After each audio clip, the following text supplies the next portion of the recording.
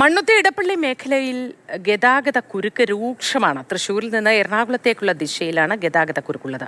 മുരിങ്ങൂരിൽ 1 കിലോമീറ്ററിൽ കൂടുതൽ ദൂരത്തിൽ വാഹനങ്ങൾ കുരുക്കിൽ കുടുങ്ങി. അരുൺ ശങ്കർ വിശദവിവരങ്ങളുമായി ചേരുന്നു. അരുൺ, ആകാശ ദൃശ്യങ്ങളിൽ വളരെ വ്യക്തമാണ് എത്രത്തോളം ഗതാഗത കുരുക്കുണ്ട് എന്നത്. വിശദവിവരങ്ങൾ എന്തൊക്കെയായിരുന്നു?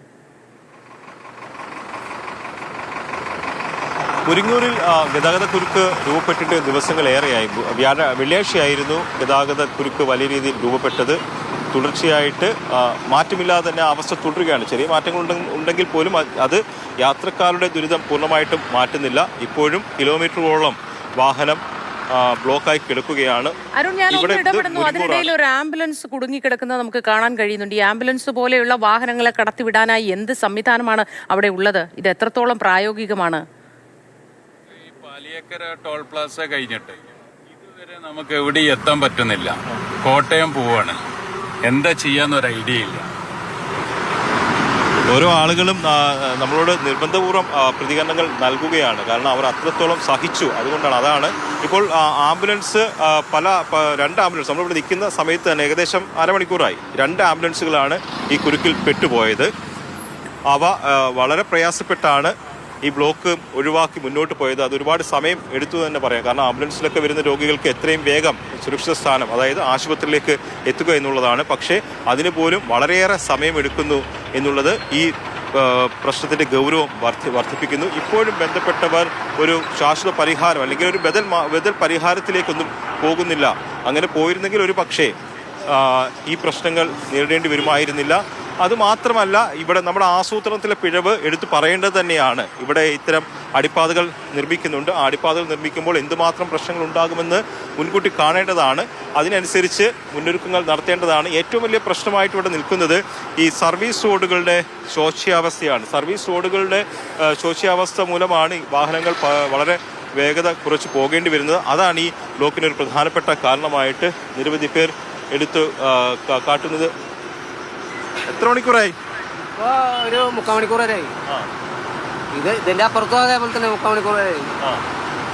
തൃശ്ശൂർ അതെ, അപ്പൊ 3 ബ്ലോക്കായി.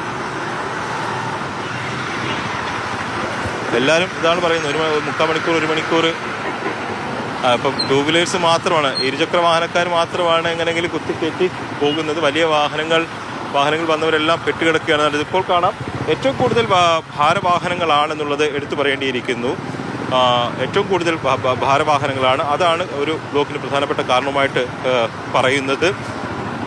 ഇന്ന് തിങ്കളാഴ്ച ദിവസമാണ്. ഓഫീസിലേക്കൊക്കെ പോകുന്ന മറ്റു വാഹനങ്ങളൊക്കെ തന്നെയുണ്ട്. ഇപ്പോൾ പോലീസ് ഇവിടെ എത്തിയിട്ടുണ്ട്.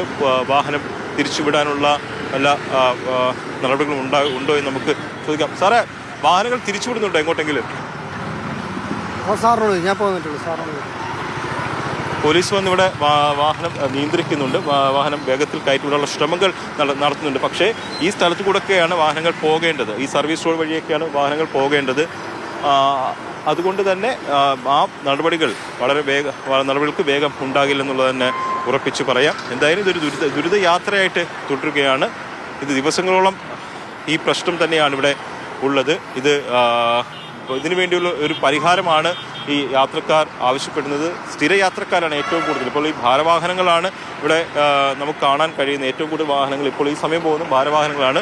ഈ കുറച്ചുകൂടെ കഴിഞ്ഞു കഴിഞ്ഞാൽ സാധാരണമായി കാറുകൾ ഉൾപ്പെടെയുള്ള ഓഫീസുകളിലേക്ക് പോകുന്ന മറ്റ് ആവശ്യങ്ങൾക്ക് പോകുന്ന, നേരത്തെ കണ്ട ആംബുലൻസൊക്കെ വരുന്നത് കാണാം. അവരൊക്കെ പെട്ടുപോകുന്ന അവസ്ഥയാണ് ഉള്ളത്.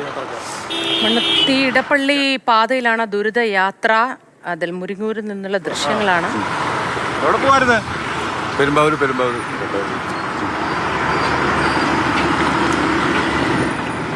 ദൂര സ്ഥലങ്ങളിലേക്കൊക്കെ പോകേണ്ട ആൾക്കാരാണ്. പത്തനംതിട്ടയിലേക്ക് പോകേണ്ട വണ്ടിയാണ് അത്. ഒരുപാട് സമയമായിട്ട് ഇങ്ങനെ അവിടെ പെട്ടുകിടക്കുകയായിരുന്നു. ഇപ്പോൾ പതുക്കെ മുന്നോട്ട് എടുക്കുന്നുണ്ട്. ഇവരൊക്കെ യഥാസമയങ്ങൾ അവർ പല ആവശ്യങ്ങൾക്ക് വീട്ടിൽ നിന്ന് ഇറങ്ങിയതാണ്. അപ്പോൾ ഉണ്ടോ, ഇപ്പോൾ ആ ബസ്സൊക്കെ എടുത്തുകൊണ്ട് പോകുന്നുണ്ടോ? ഒരു നമുക്ക് അദ്ദേഹത്തിനോട് തന്നെ ചോദിക്കാം. വളരെ പ്രയാസപ്പെട്ടാണ് ഞങ്ങൾ കണ്ടു.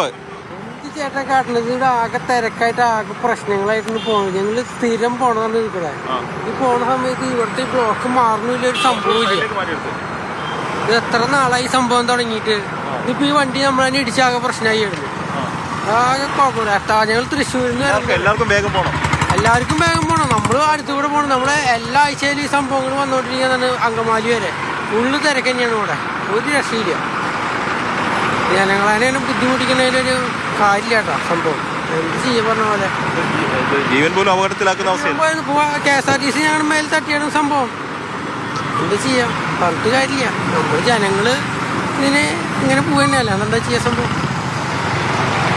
അതായത് ഈ കുടുക്കിൽ പോലും അപകടങ്ങൾ ഉണ്ടാകുന്ന അവസ്ഥയാണ്. ഇപ്പോൾ ഇവിടെ സൈഡിൽ ഈ ഓട തുറന്നു കിടക്കുന്നത് കാണാം.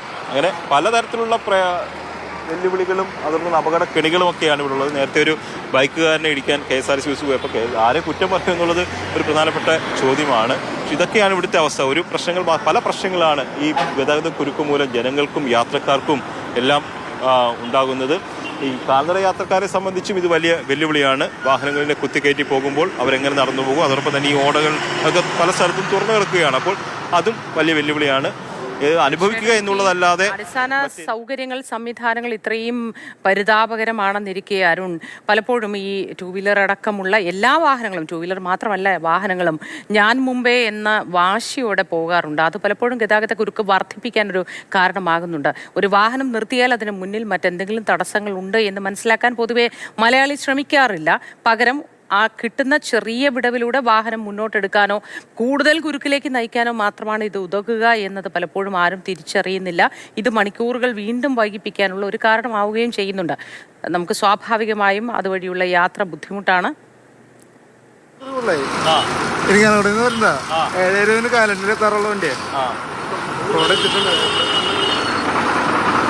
കോട്ടയത്തേക്ക് പോകുന്ന KSRTC ബസ്സാണ്. ഇതിന്റെ അവസ്ഥയാണിത്.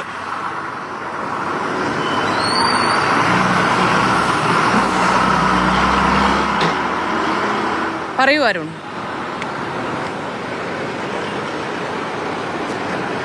KSRTC ഡ്രൈവർ അദ്ദേഹത്തിൻ്റെ അവസ്ഥ പറഞ്ഞതാണ്. ഒരുപാട് നേരമായി ഈ ബ്ലോക്കിൽ പെട്ടുകിടക്കുന്നത്. ഇപ്പോൾ കോട്ടയത്തേക്ക് പോകേണ്ട ബസ്സാണ്. 7 മണിക്കും കണ്ട് എത്തേണ്ടതായിരുന്നു. പക്ഷേ ഇപ്പോഴും ഈ ബ്ലോക്കിൽ പെട്ട് കിടക്കുകയാണ്. ഇത് എത്ര സമയം എടുക്കുമെന്നുള്ളത് പറയാൻ കഴിയില്ല. അത് യാത്രക്കാരെ കൂടുതൽ വലയ്ക്കും. തന്നെ ഈ ബസ്സുകളിലൊക്കെ പോകുന്നവർ പല ആവശ്യങ്ങൾക്കായിട്ട് പോകുന്നതാണ്.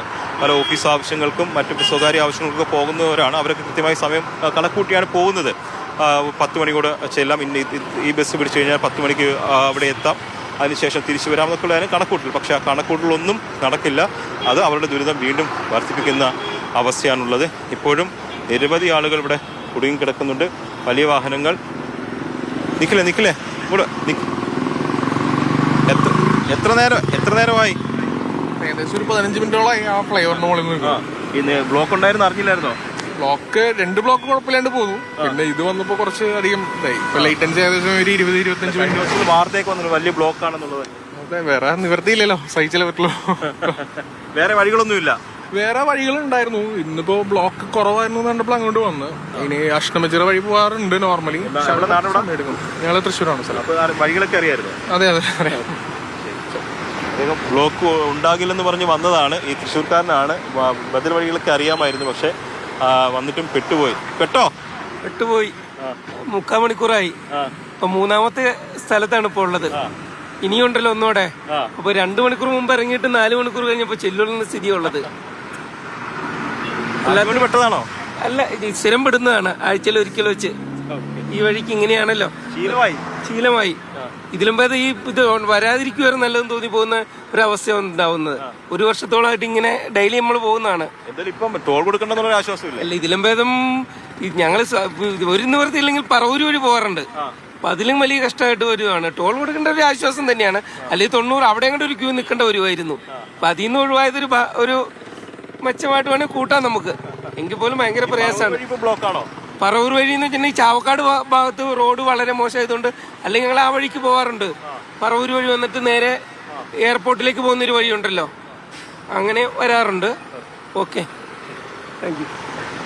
ഏതായാലും വലിയ ഗതാഗത കുരുക്കിലാണ് ഉള്ളത്. തൃശ്ശൂർ മുരിങ്ങൂരിലാണ് ഈ ഗതാഗത കുരുക്ക് രൂക്ഷമായിരിക്കുന്നത്.